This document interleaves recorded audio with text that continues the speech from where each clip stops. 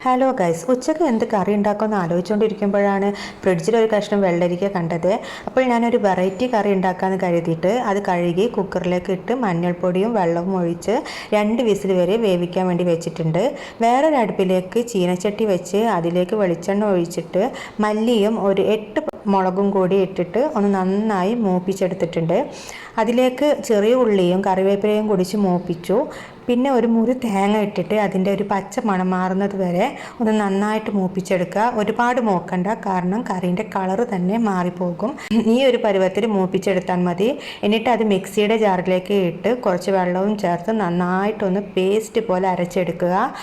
ഇനി കുക്കർ തുറന്ന് വേവിച്ച് വെച്ച വെള്ളരിക്കയിലേക്ക് ഈ അരച്ച മിക്സ് ചേർക്കുക.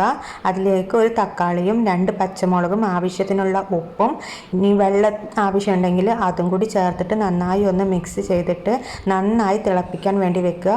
നന്നായി തിളച്ച് വരുന്ന സമയത്ത് ഗ്യാസ് ഓഫ് ചെയ്ത് ചീനച്ചട്ടിയിലേക്ക് കുറച്ച് വെളിച്ചെണ്ണ ഒഴിച്ച് കടുകും കറിവേപ്പിലയും വറ്റൽമുളകും കൂടി ഇട്ട് താളിച്ചതിന് ശേഷം കറിയിലേക്ക് ഒഴിക്കുക. നല്ല ടേസ്റ്റാണ്. മസ്റ്റായിട്ട് നിങ്ങളിത് ട്രൈ ചെയ്ത് നോക്കണേ.